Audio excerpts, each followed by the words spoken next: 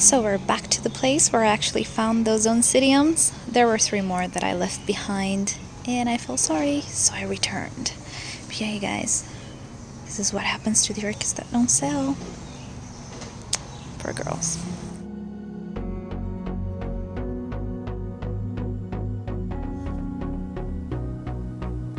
And here we are today. Yes, you guys, I had to go back to the ones that I left behind at the flower shop. And if you don't know what I'm talking about, check the description down below and you'll see last week I found some discounted orchids at the flower shop. We made a video about rejuvenating oncidium orchids, and overall I was super happy to have found some oncidium type orchids. But since I purchased them without flowers, I don't really know what they are. And well, I left behind 3 more because I thought they looked similar to the ones that I already got, and they weren't all that discounted. Don't imagine I purchased them for like 5 euros. No, a little more than that. So I kept thinking about the ones that I left behind, and I thought, you know what? I'm pretty sure nobody will purchase them. I'm pretty sure they will be doomed. And in case I do have doubles, hey, we have an excuse for a giveaway, right? I was telling you that I do want to give away some of my Cattleyas. I need them to bloom to spot them, see which one of the pink ones I keep and so on. So yeah, I will be giving my doubles away, but you know, it was just a shame to leave them there. So I got them and here they are. So let me just show you why I didn't want to purchase them initially. So let's start with this one. This is the one we repotted in that video. She's looking very good, and this is the new one. I thought on location that they looked very similar. I thought they were the same orchid. Now that I look at them, there is a very high chance they're not the same orchid. So good decision on my part, but yeah, they spent another week being on that rack exactly in the places where I left them, just a little bit fallen. But I already hydrated them over the weekend, and as you can see, they're already plumping up. So I'm sure I do have roots here. It's just stress due to the conditions and not being watered. They were all very dry. So looking at them now, I don't think they're the same orchid. P.S. Somebody on Instagram suggested that I make a video on how to recognize orchid species or varieties based on their appearance and not their blooms. Because many of you like to purchase discounted orchids, it's a great way to improve your collection if you don't have a lot of budget, and it teaches you a lot to take care of a stressed orchid. So I fully approve of that. That's how I grew my collection without spending a ton of money. So that was a great suggestion, and I will be doing this video I think tomorrow, and I hope it will be useful. That's the little side note. So looking at them now, do they look like they could be the same? Possibly, maybe, but also there's a high chance they're not. Also, I am seeing that I have crinkly leaves here, and here I don't. In that video, I was telling you that I believe this is a Miltonia hybrid, maybe a Bellara, and this gives me hope that it is indeed a Miltonia hybrid. They're very fussy with water. This one, on the other hand, has no crinkly leaves, so it might be something else that is not as fussy. So I'm really happy I went after this one as well. Who knows, maybe this could be actually a Brassia. It does seem to have wider leaves as well. If we look at the top, this is my orchid and this is the one that I got now.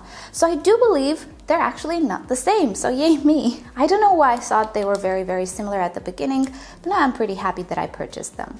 These 3, on the other hand, they look very similar to me. This is the one I initially got. I didn't repot it yet. I think my supplies will be here this week. But it's okay, she seems to be doing fine, and I didn't find any more slugs. And if we take a look at these ones, which I purchased now, these ones I left behind, you can see how they are very similar. We have this darkened, roundish, plump pseudobulb, and also the thick leaves, which color-wise, they do look pretty much the same. We do have some dotting, some spotting on the leaf.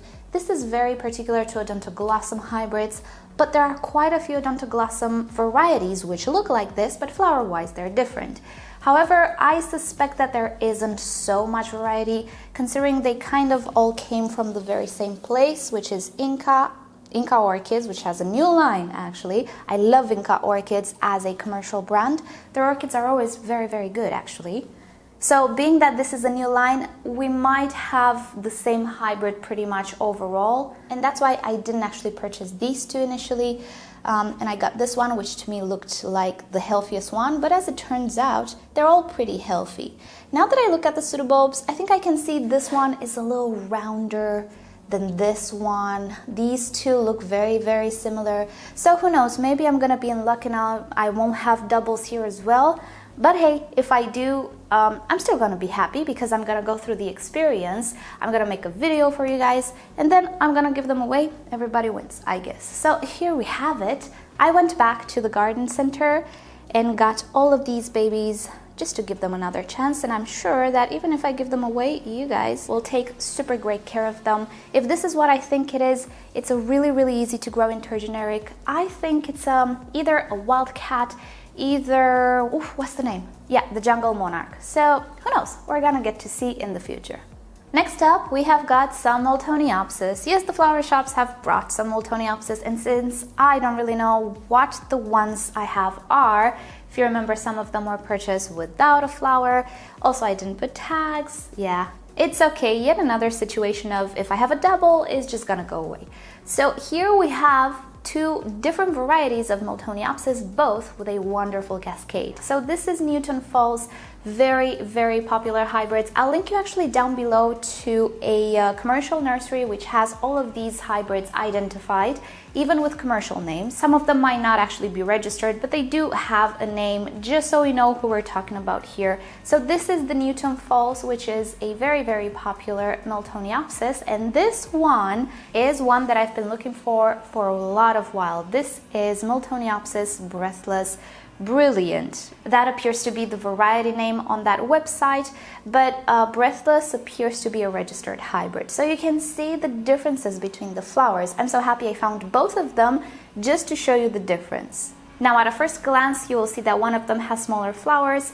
That's just a result of stress. You're gonna see this one doesn't look as good. So the size of the flowers is not necessarily the indication. What is though, look at the start of the cascade. I like to call this the fan. Here we have a dark red fan, and here we have a rather orange fan.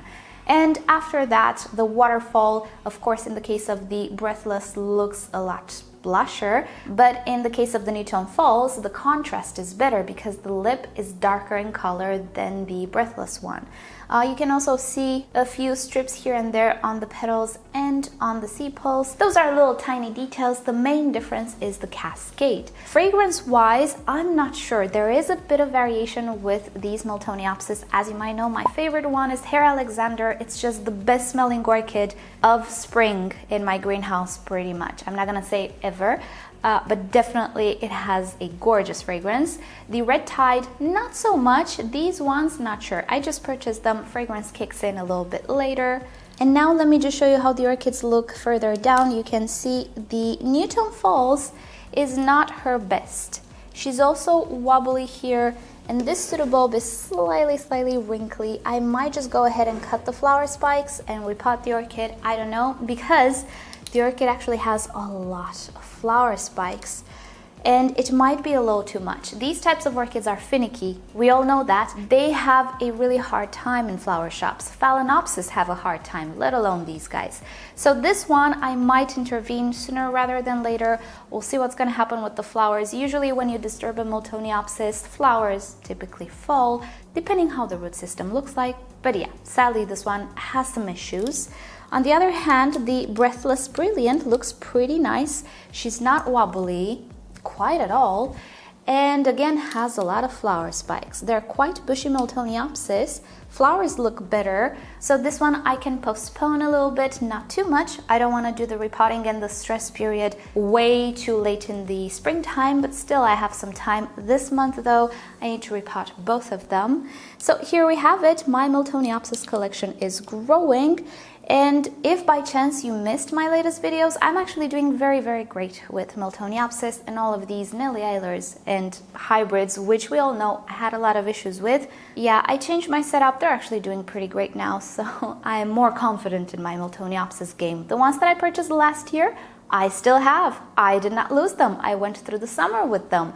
The problem is I didn't put tags on some of them, which had some blooms, so I don't know what I have in my collection. That's why when I see Miltoniopsis that I don't know if I have, I purchase them because they're rare. So there we have it, a few more Miltoniopsis. I'm dying to find one with a black cascade. A long time ago at the Romanian IKEA, I found a white Miltoniopsis with a almost black cascade. I want to have that one, but I don't find it anymore. IKEA here stopped bringing any other type of orchid except Phalaenopsis for the past year, which is scary.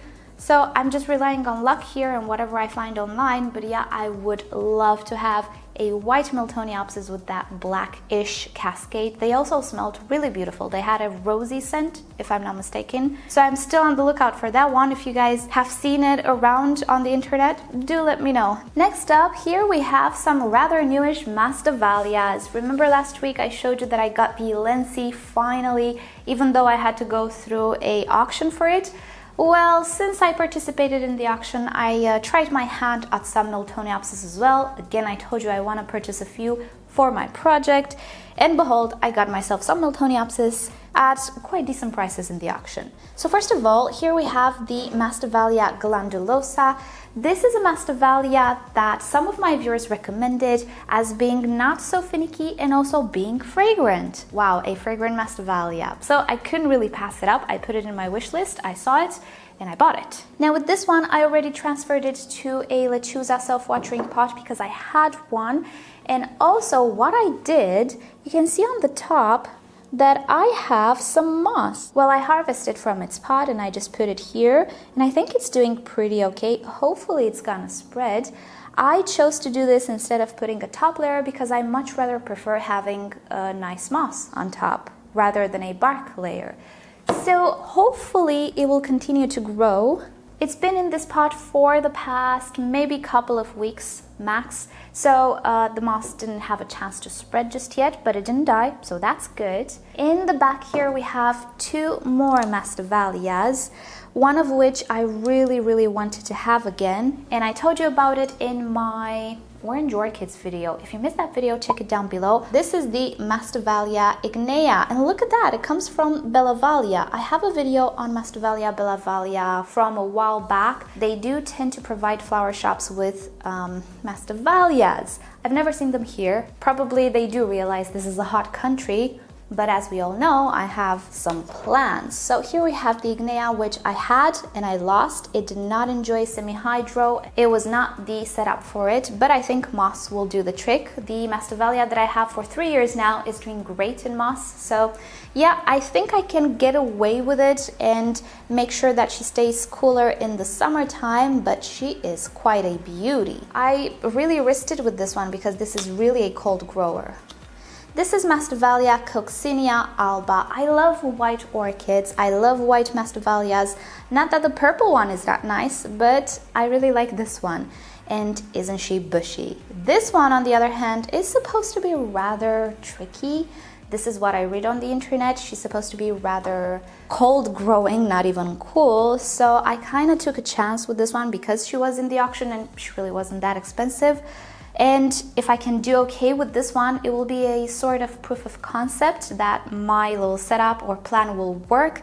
If not, I do have plan B for them as well, so that's okay. I kind of know what I'm dealing with here. But yeah, here we go. Some more Masdevallia videos will come pretty soon, and fingers crossed I can do okay with them during summertime. For now, this is the maximum extent of Masdevallias that I would like to own. Having some experience with trying out new orchids, I did discover that it is money saving to just buy an orchid and try it out with one orchid.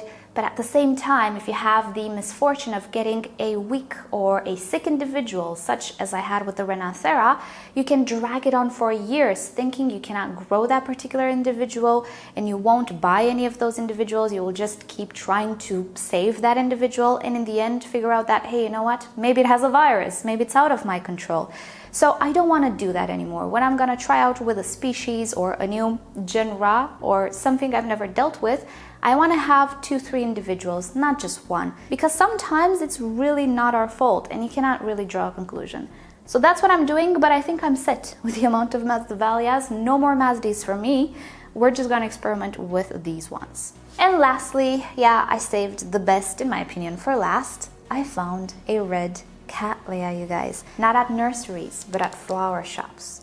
This is a pure flower shop Cattleya, and I think you can recognize by the pot and the medium used. I could not believe my eyes. It's rare that flower shops bring Cattleyas as it is, and when they do, they have the usual purples and pinks and whites.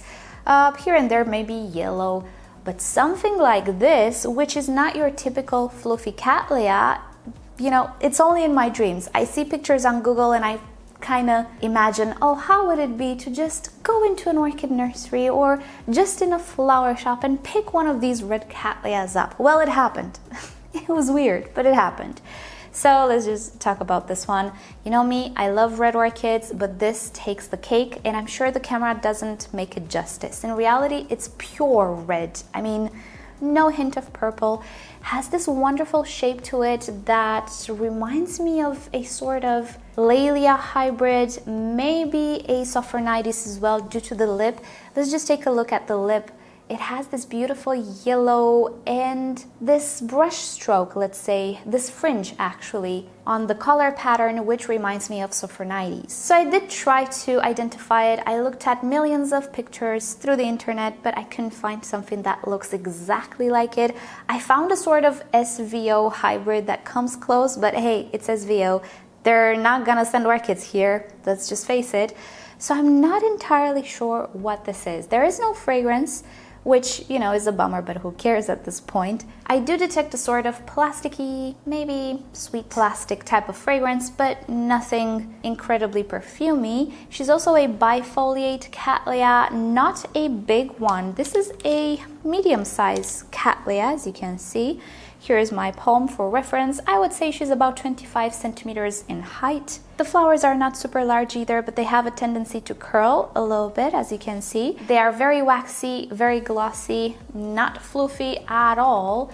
And the lip has this beautiful contrasting yellow color to it. So yeah, whatever forces of the universe happened, I really cannot believe that I found something like this in flower shops. But if I found one, there is a high chance that some of you guys will find it at flower shops as well. Typically, providers have a few individuals for sale, and depends on the batch each country purchases. So there is a chance that you will find this one in flower shops in Europe. And that is a great thought to have. So if you know you didn't visit your flower shops recently, maybe you should. And if you find her in the flower shop, let us know down below in the comment section. If you have any idea about an ID, again, let us know in the comment section.